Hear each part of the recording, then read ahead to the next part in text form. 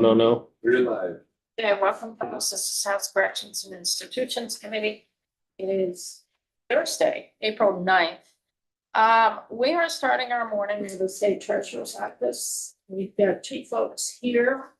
We've got Scott Baker, Director of Debt Management, Peter Trombley, who's Director of Legislative Affairs for the Office of State Treasurer.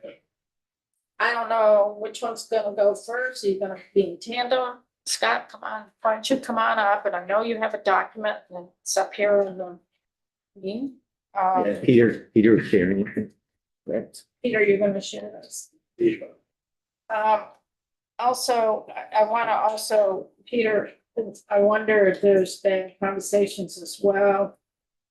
Ways and Means Committee, the whole folks who've been working on this, if there's been conversations with the Debt Affordability Committee as well. Because that's where some of this, for our world, goes through the Debt Affordability Committee for recommendations in terms of our bonding capacity for our particular capital budget. So they need to be in the loop on this as well. All right. So welcome, Peter, if you could identify yourself for the record. Scott Baker, Director of Debt Management with the Treasurer's Office, and Peter Trombley, Director of Legislative Affairs, is also here. So starting out, just to address where the $50 million extra bonding capacity came from.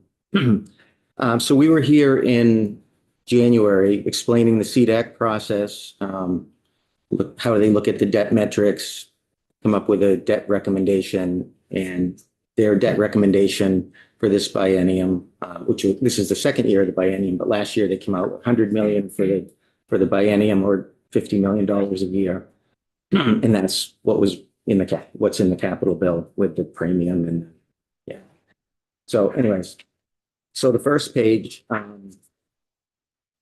so when CDAC met in September of 2024, they looked at a number of scenarios. They looked at 100 million, 108 million, 123 million, and 172 million. And when I say they look at them, we plug in those numbers. That's for the biennium. Cut that in half. It's annual. But the 172 million was the amount that the administration had in their 10-year capital plan. So they had the 2 years needed, and then going out 8 years, it was 685 million or so for the remaining 8 years. So it came out to $86 million per year. So CDAC looked at those scenarios. They do the 10-year projections, look at the debt metrics, compare them to the benchmark to the AAA states. And again, that's the main numbers are the debt per capita, debt as a percent of personal income, debt service as a percent of revenues. And we'll see that a little bit later. But so that was the maximum they looked at based on the administration's 10-year plan. Okay. The Committee on Debt Affordability, Capital Debt Affordability Advisory Committee, right? And they're, CDAC. oh, okay. So CDAC it's made up of the treasurer, the secretary of administration, member of the bond bank. There are 2 governor appointees, a treasurer's appointee, and then there are 2 non-voting members, the state auditor and the legislative economist. I think I get everybody. They meet annually, and they issue a report in September with a recommendation of how much the state can prudently issue in debt. And that's they submit the report to the legislature and the governor. The capital bill reflects that amount. The legislature has always followed that recommended amount, and that's something the rating agencies give us a lot of credit for, to have that independent committee and going through the legislative process. They're in agreement and they don't go over that amount. So that's been important in the past. And again, if we won't get into it today, but if you want to, we can come back and talk about CDAC some more, but I know we went through that. So anyways, so for the 2026 biennium, CDAC came back with the $50 million per year, or 100 million for the biennium. Again, they looked at those higher amounts. CDAC, based on a number of factors, it was still you know, still had a lot of federal money that we needed to spend down. There was, you know, still during COVID with the supply shortage of things, projects just were not getting built. And the administration did testify that anything over 50 million, we realistically couldn't spend in that, you know, So to go over that. that's what they're looking at. So, I got it. so anyway, so that's why the recommendation was 50 that we came back with, that CDAC came back with. So the next slide just shows to remind you what the authorization amounts have been, you know, for the last 20 years. They've gradually been going down. And again, the 2026, 27 amount was 50 million per year. One of the other factors, the next slide shows, one of the other factors was the amount of authorized but unissued debt. And you can see that green bar of $192 million. That represents projects that have been authorized for spending, but the money is not being spent yet. So we have not issued the debt yet. So we have about $550 million outstanding general obligation debt. If every project was getting done right now, it would be we would bond for another $192 million and every project would get done. But there are a lot of tax rules. It doesn't make sense to bond if you're not spending the money. And there are tax rules where once you do bond with tax exempt money, you have to spend that in a certain amount of time. There's spend down rules and all that. So that's why there's a significant amount of authorized but unissued. And that's one of the reasons it kept it down to 50 million. So there's about 192.5 million that's showing that's been authorized over the previous years. Mhm. That it's been unissued. Is that all through the capital budget, our capital budget world? Yes, these are for general obligation bonds, yes. Okay, so I know of that 192.5, I know a few years back, probably in 22. 22. 21, 22. We did not use all of the bonding capacity that we could have that year when we put together the capital bill. There was about 9 or 10 million that we did put aside purposely. So that would be calculated within that 192. Right. Correct. So really that's about, if we had not done that, could have probably shown up. But we purposely that year, two committees in the administration agreed we weren't going to use. That's the first year I think that the cash fund was starting to kind of come into play, but there wasn't really any dollars yet, possibly. But we did say we have 9 to 10 million extra bond.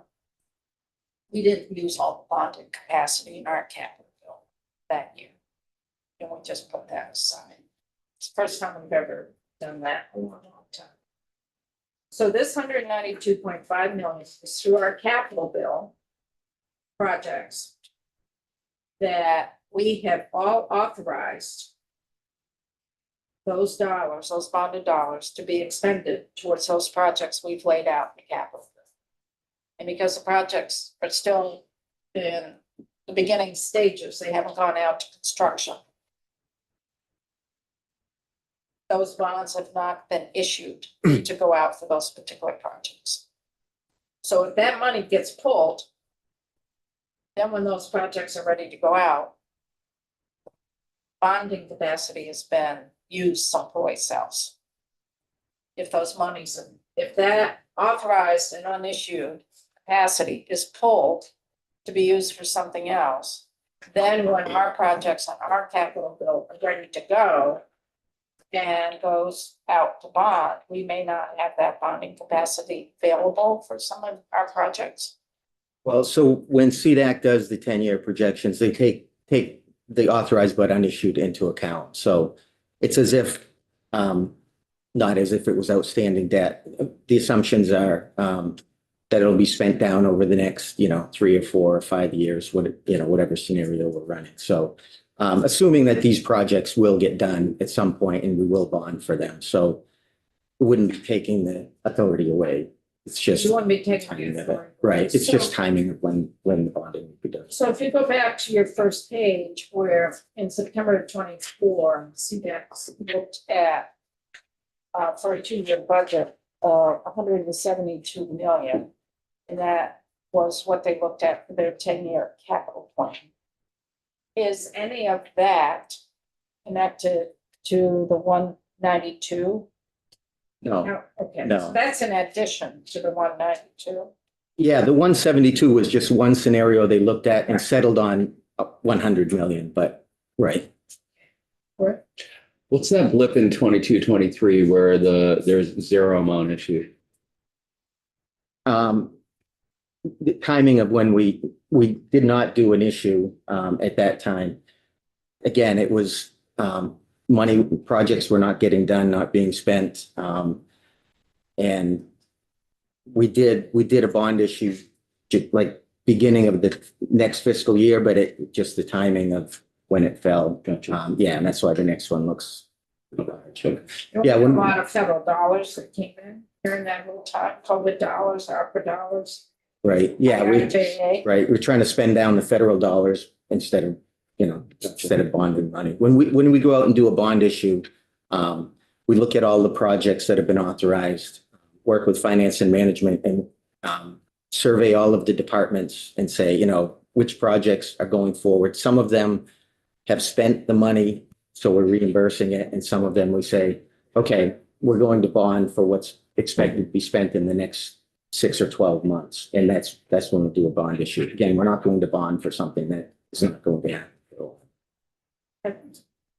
And if I'm reading the chart, bar chart, if we're back to about 10% total bonding more than 2006, so 20 years ago with inflation, is it given that we realize we're falling further and further behind in maintaining? I mean, we don't have as much capital to work with, but we're maintaining the same size government, But we do- buildings, et cetera, et cetera, et cetera. So we're losing ground is what I'm. Well, we are, but it's not just 50 million. We also have an additional amount for the general fund in our capital. And this year we had over 17 million on top of the 50. Okay. Cash fund, right? Cash. If we didn't have that general fund, we'd be bonding. Gotcha. All right, so the next, so we were asked recently regarding the school construction, basically, CDAC came out with the $100 million and they had looked at several scenarios, including the 172. The 172 fit within the debt metrics. But again, we weren't spending the money, and for several factors, they settled on 100 million. So we were asked to run some scenarios to say, given our benchmark debt metrics, and again, we benchmark against the AAA states, how much capacity could we have up to the maximum? So that's what we were asked to do. All right, so we ran several scenarios. So the first chart, this is the current amount of $100 million per year or $50 million per year. And this chart shows the 10-year projections. The top half of the chart shows that the history. The bottom chart shows 10-year projections going out. And these are the three main debt metrics that we look at. Debt per capita, the first box there. You can see the shaded piece. So we set a state guideline of the 5-year median average of the AAA states. And that's what the state guideline column is. You can see that just to the left of it, the shaded amount, that's what we are projected to have. They're shaded because we are out of compliance with that debt metric. So we are above the debt metrics that we benchmark against AAAs. Of these three debt metrics, This is probably the least important, especially given the size, the population of Vermont. You know, we're a small state. We're comparing against much larger AAA states. So the debt per capita is generally higher. It's a metric that CDAC has always used, but it's not the most important one out of these.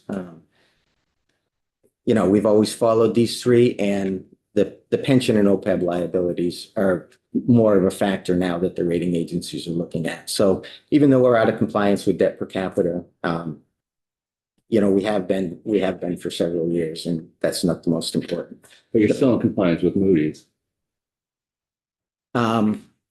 Well, so this is a state guideline we set, and that's the average of the AAAs. So we say, you know, are we above or below? We try to stay below the median of the AAA states. The shaded numbers are Vermont's projected numbers over 10 years. What's that next line on that 1060? So that's all states. That's all 50 states. Okay. Right. Gotcha. Thank you. So, yeah, so the guidelines are based on the AAA benchmark states. The bottom line is all 50 states. Thank So you. we're kind of right in the middle of all 50 states. But again, you know, so Vermont is rated AA+, AA+, which is the next highest rating. So one notch below AAA. And the last two bond issues that we've had, we pretty much priced as if we were AAA. There's not a lot of Vermont bonds out there, so it's pretty well received. Which is another reason we're, you know, the higher your rating, the lower your interest cost is going to be. So that's why we benchmark against the AAA. And I think the important piece to that is not just on the state level, when the state level goes out to bond or to, for loans, whatever you do for a lower interest rate. It also impacts municipalities, where they can go out to bond and get a lower interest rate. So if our credit rating goes lower, our interest costs will go higher on the state level, but also on our local municipalities and school districts. Right, the majority of municipalities and school districts bond through the bond bank, and the majority of their debt has the moral obligation pledge of the state behind it. So we're Not full faith in. not full faith and credit, but moral obligation, which meaning if they defaulted, We're morally responsible. right, we would pretty much have to pay the debt service. Yeah. See, any other? Well, it was more, so if that category is not the most important one, which one is? So the next two are much more important. The middle one, debt as a percent of personal income. So the CDAC sets the state guideline at 1.8%. That's kind of a volatile number with the AAA rated, with the other AAAs. So 1.8 is kind of on the high end of those, but that's what we set as a guideline.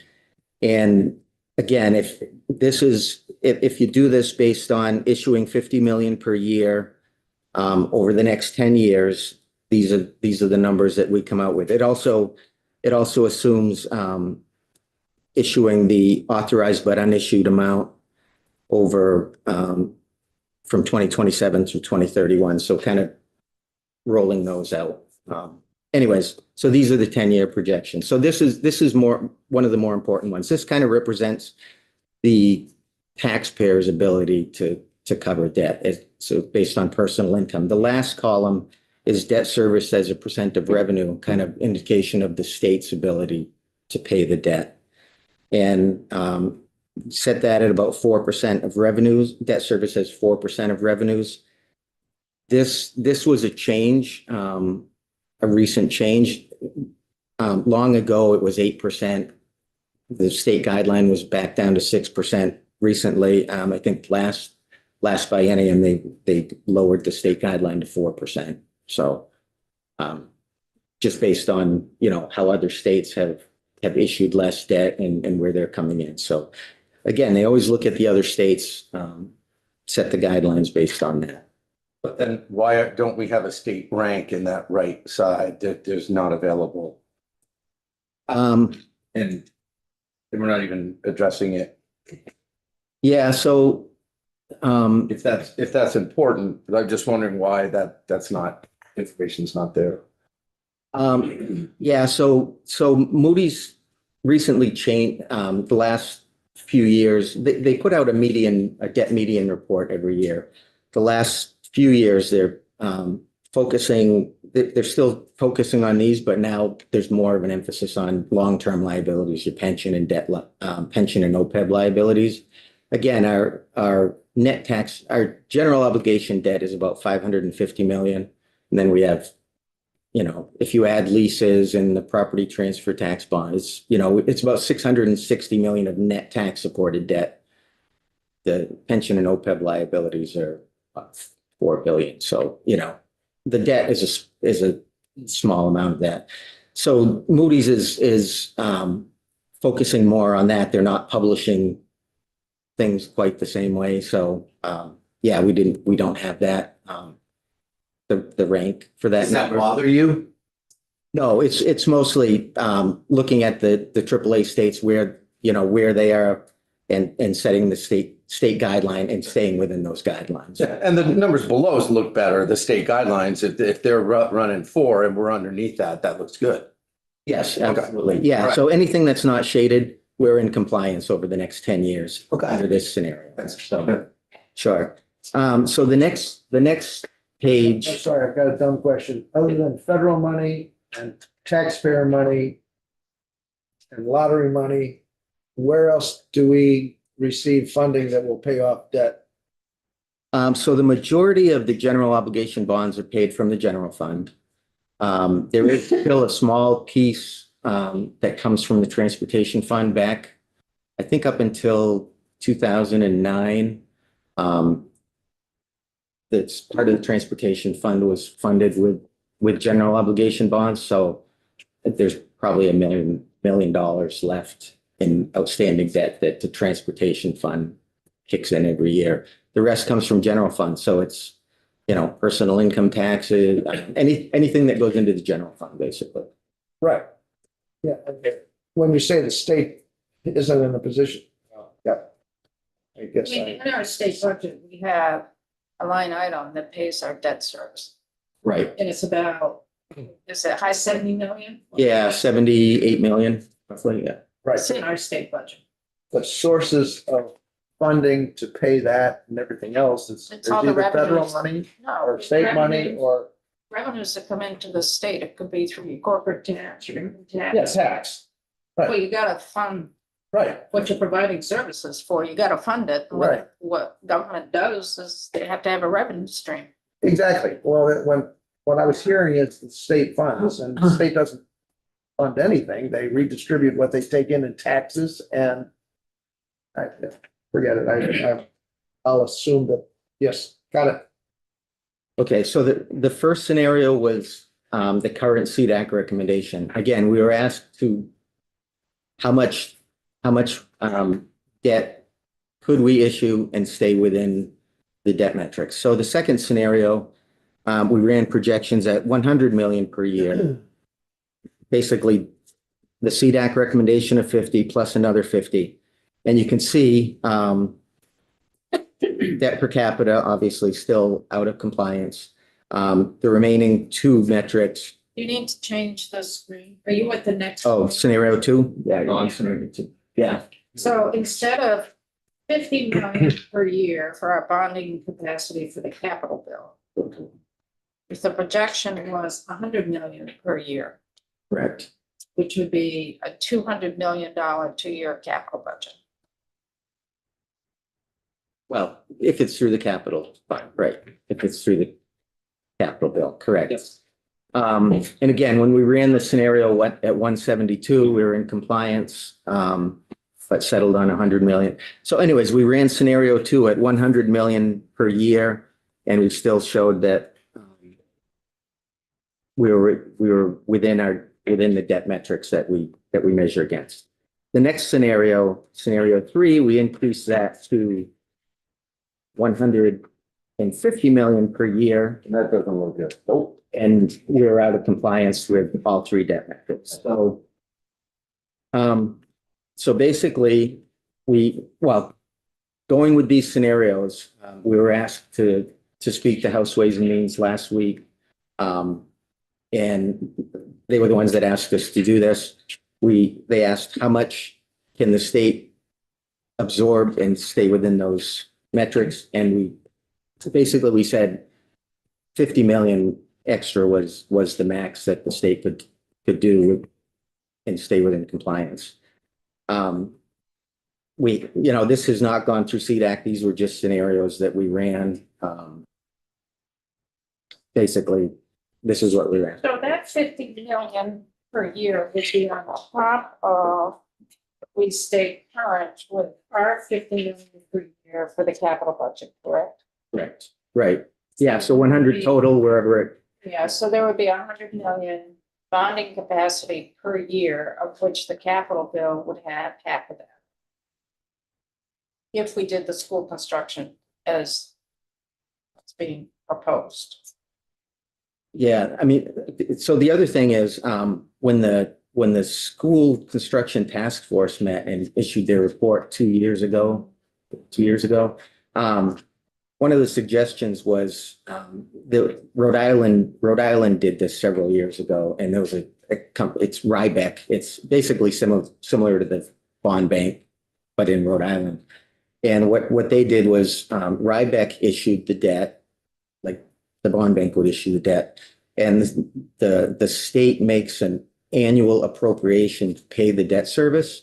And it's not a pledge, it's an annual appropriation. They're not saying they will do it every year. And they managed to keep that off of the state's net tax reported debt. So that was one of the things that they used. They're still appropriating the debt service, but it doesn't show up. But they're not issuing the bonds directly. They're paying someone else, there's someone else who's doing it. So Correct. if we did that same model in Vermont, because I know Ways and Means is looking to Rhode Island, I know everybody's looking to Rhode Island. You couldn't have would the bond bank issue that, then we won't be, and The would that? bond bank would be they would be the most likely to do that. And then would our state budget on a yearly basis start paying off that debt? Yeah, you would make an annual appropriation to pay that debt service, is the way it's working in Rhode Island. And so they manage, the rating agencies are not including that as net tax supported debt of the state. My only caution is, remember back in 2018, when we wanted to do the housing bond, we had VHFA issue that and transferring the debt service, but because the property transfer tax is going to pay that the rating agencies are including that on our books. So you never know. Well, we did something similar with the TIF, the Transportation Infrastructure Bond. We had a targeted revenue source. Right. Those are special obligation Those are bonds. special. Yeah. So those are not general fund dollars, that only the revenues from that gas assessment. It's 3 cents per gallon of diesel, or 2% of each gallon of gasoline goes into a transportation infrastructure bond fund. And that's what's pledged to pay the debt. So, right. So those weren't GO bonds. Those were just special obligation. Right. We got a hint from the administration before Nick left the room on their position on this. Does the treasurer have this? Peter? So Peter Trombley, Director of Legislative Affairs. So I would not characterize this as a proposal from the Treasurer's Office, the Ways and Means Committee. We're still evaluating the text of the bill as it came out this week and provided some technical feedback, but we'll likely have more feedback in the future. How soon? I'm unsure. So is there an issue at all? I mean, how are they looking at who issues those bonds, that 50 million capacity? Is it the bond bank that would issue that? Is that what they're looking at? I don't know if we know that. I don't know if they're contemplating through the capital bill or the bond bank. I don't know. I believe the current proposal is for the state to provide a portion of that sort of subsidy for projects and its own bonding for PAYGO assistance to schools in some combination. And that is how Rhode Island did it. They had a couple $100 million in right back issued bonds and about 500 million in state issued bonds for PAYGO assistance at the same time. Do we know what the total need is out there in our districts for school construction projects?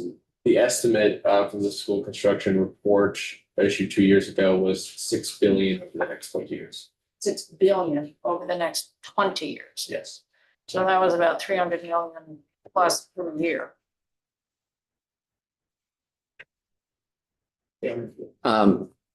As far as legacy, I know they're also talking about legacy debt.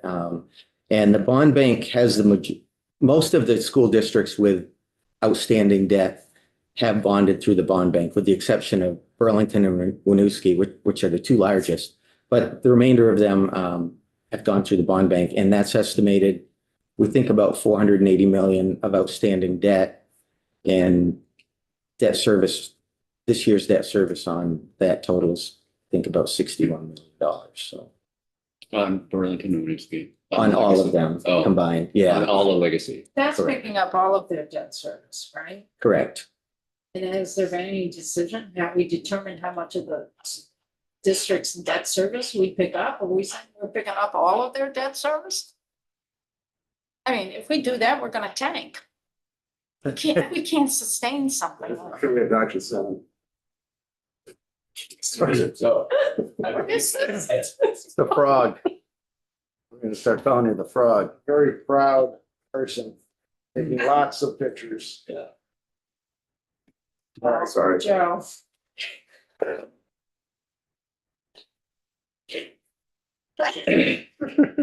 Sorry, Phil.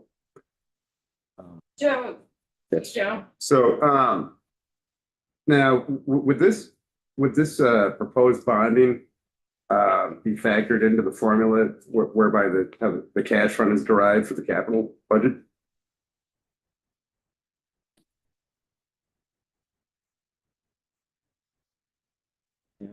the formula doesn't. Well, the formula is 4% 4% of general fund. minus that. Less bonded obligations. Minus debt obligation. but it's- Correct. Yeah, I think this would, if you subtract out the debt service, yeah, I don't think there'd be a lot left in the cash fund if anything. So it really screws the capital budget. Yes. Let me blunt. I mean, it really feels like it ties our one hand behind our backs in terms of where we are with capital budgeting, because even if what this implies, sort of, is that we stay at bonding capacity for our capital budget at about 50 million per year. That's basically what we're saying. And any other capacity on top of that could be available for capital projects under the Ways and Means proposal will be taken away from us being able to have access to that. But on a positive note, you wouldn't have to worry about appropriations taking it away because it doesn't exist anymore. Well, yes and no, because then it plays into the formula in terms of how much general fund is available. Oh, I understand. And then that goes down, how much cash would be available to go towards the capital project, which really, again, puts much more limitation on that $50 million bonding capacity per year for the capital. But it seems like it really puts the capital, our world, into a precarious situation. That's what it seems like. Now, I'm pretty naive here in terms of a lot of this. I doubt that. No, but that's my gut reaction to it. I may be right off base. I just don't know. My take is we may have things that need to be done, including school construction, but if you take out the fact that maybe there's not enough people to do the work, just on our side of the capital bill, there is way more needs than we already have, that we have money for. So eliminating that even further is huge. Big projects coming up.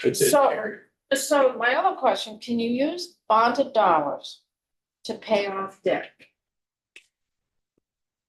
The legacy debt. you're talking about. Any debt, not even legacy debt, but going, can bonded dollars be used to pay off debt? I don't think you could do tax exempt. I mean, I suppose you could issue taxable bonds for pretty much anything, but.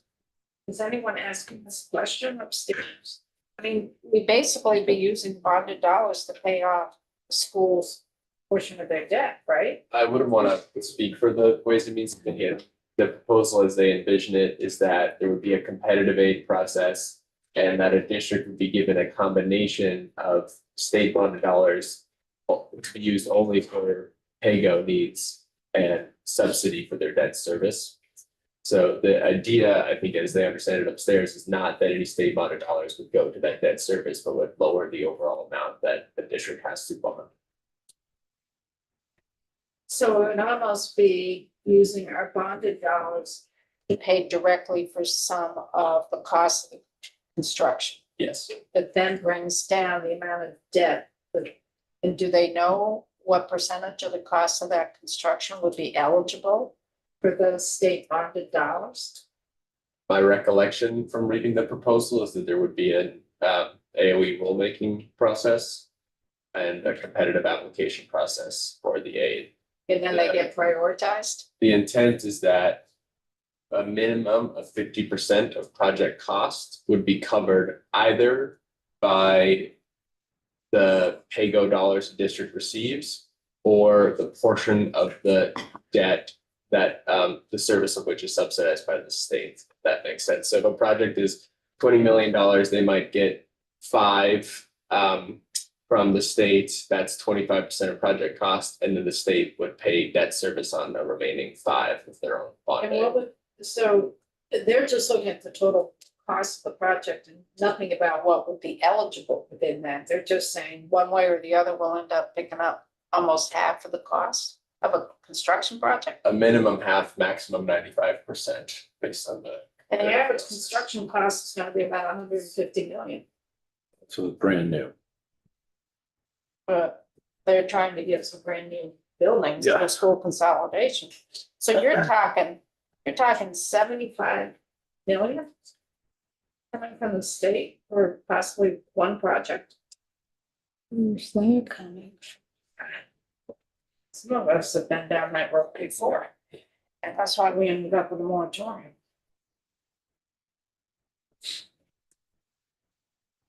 But beyond that, it is, I don't know. given the whole conversation about governance, reform and some other things in education, this entire scenario, which is very real, it seems short of me. You know, it's like picking out wall colors before you put the roof on the building. You're talking about districts that could very likely be defunct, like, you know, before the very near future. So like, who is it that we don't know what it is that we need to fund yet. So, I guess I have 2 questions, one for Scott. I guess, would you say that the safer bet is the 50 per year than 100 million biennium? Or are you saying also that we could carry the 100 million and 200 million as the director of debt? So we ran these scenarios basically at 100 million per year or 200 million for the biennium. That fits within the guideline, the benchmark guidelines that CDAC has been using. Okay, great. And then just a quick question to Peter. How much debt do our schools carry in the state of Vermont right now? A little over 400 million. is that 480, right, Scott? yeah, about 480. We think, yeah, again, that's It's around $500 million in debt that has to be paid, that we gotta kind of wrap our heads around too. Well, to add on that real quick, because Go for that it. kind of leads into my next question, is all that debt to be paid by the school district, or is any part of that would be covered by this? Yeah, that's what. The current proposal out of House Ways and Means is that all legacy debt taken on as of December 31st, 2025 would be the service of which would be paid 100% by the state. Although they have a placeholder annual appropriation cap in the bill, but no figure for that cap as of now. Say that again. Yeah, say that again. So To pay that all of half, that. that 500 million? The current proposal out of House Ways and Means is that the state would pay, subject to annual appropriation, 100% of the debt service costs for a debt issued before December 31st, 2025 by school districts. And that's about 480 million. That is about 480 million. I think first year would be somewhere north of 60 million in debt service declining. 61 this year and then dropping down to about 49 next year. And then obviously as the debt gets paid down, dropping from there. But that, we can get you that. We can get you that number. So they're saying that debt service for the 480 million that's out there, they would be paying 61 million the first year. Would that come from that 50 million capacity? I don't believe that's the intent. I believe the intent is to do, three things. One, pay the debt service of legacy debt through annual appropriation. Where annual appropriation of general fund? I believe that would be a, policy decision for the appropriations. I'm not sure if they have a vision yet upstairs about, which fund that comes from. And then second, Bond 50 million a year for PAYGO assistance. And third, subsidize up to 95% of debt service costs for future school construction through a competitive process. And what's their competitive process? And maybe they know more finances than we do, but I just don't know if that's sustainable. Well, what you run for Ellen Fund. I'll tell you, the other word that comes to mind is that's going to create a lot of inequity because there's going to be some districts that get projects right out the door and there's going to be others that are left behind. And I'm just going to say right now that legacy debt of 480 million. I mean, that's decisions that local districts made knowing they would carry the full freight of that. And we have a lot of districts around the state that have delayed projects for a long time, hoping that the moratorium would be lifted. And now we're basically saying, well, you could have done it and we'll cover it. And this is an ongoing problem with the, I mean, we should not be relieving them that they should pay every penny of that back. I can't agree more, Will. You get the high school in Highgate, they can't even pass a standalone item for to pave the driveway. And you're gonna stick them with paying off these, $500 million almost of state authorized construction projects from other districts. That's I mean, on the other hand, they need to do something, but I think we have to, I see they're trying to get creative here to get money for the state because we need it desperately for these schools. I want Just to need to say that. clarify that this is, my understanding of the proposal. Right, right, you're not the bearer. Yeah, no. I'm just saying how from somebody on Ways and Means to make sure I'm correct. Right. So is CDAC going to get involved here before there's any finalization of these proposals? Presumably. We just perhaps. Yeah, I mean, yeah, it'll certainly be discussed. I'm not sure, when things are getting done or. Yeah, understanding that it's a ongoing and fast moving conversation. I think we've had some conversations in our office. Our preference would be that CDAC would meet and look at whatever proposal or such proposal get passed. So, But fundamentally, at my simple level, to double our bonding per year, where's the interest payments gonna come from? We're saying the taxes are too high and yet now Ways and Means apparently thinks we can double our bonding capacity. I mean, where do they think this money's gonna come from? good question. To pay the interest would be out of the general fund. Well, yeah, but the general fund doesn't have anything that doesn't come in from taxes, and that's what my original question was. We're missing words here. We can't afford what we're already doing, much less doubling our bonding, can we? Sean? Peter, again, I probably, I don't know if you know this or not, but with the debt that the schools have, this $480 million, is that pretty evenly spread out throughout the state? Or are there's towns and municipalities that have zero debt? Is there a place to see that? Yeah, so I have one copy. Okay. That would be good. This is from the bond bank. Michael Gahn had posted this, one of the testimonies. So that shows, Just ignore that top. Yeah. Burlington. Well, Burlington's already got Thanks. 16 million of state. Thanks, Burlington. I just looked at it quickly. I can't. that, I'll take it. yeah, Michael. So the 480, half of that. Anyway, thank you for providing that. You can have that. I'll. It's just helpful for us to see that, to see the, equity or inequity and Oh. to. There's a lot of inequity I'm seeing. And that's exactly why I said that word. I'm sending it. Well, for the committee, what my understanding is that Ways and Means hopes to vote the education bill out, to include the structure of the foundation proposal, as well as the structure for school construction. To vote that out committee tomorrow and go to appropriations next week. And then the bill will be on the floor supposedly by the end of next week But we're not gonna see that as holders of the capital bill. as well. We're not gonna see that as the debt, as the bonded suggestions here. That's not necessarily coming through our committee. Oh, no, Yeah. it's upstairs. But it really has implications. for Yeah, our That's why, long-term Yeah. denial.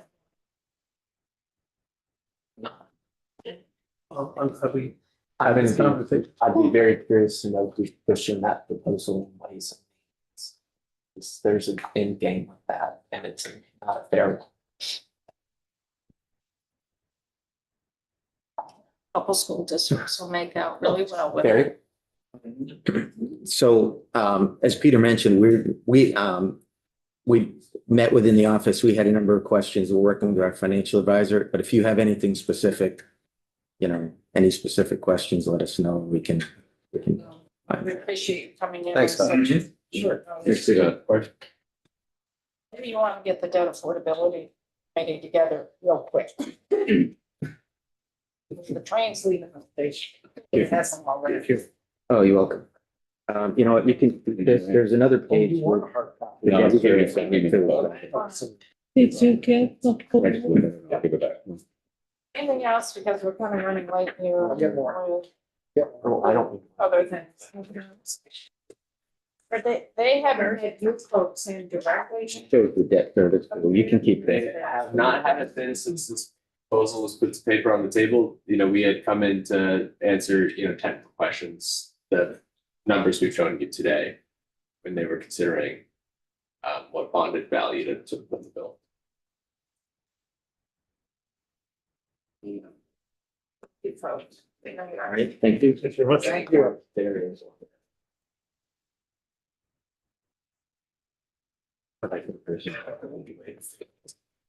Folks want to take a real. Yeah, can we take 5? Dude, I'm sorry for the other folks. We need a clear head when we're dealing. Let's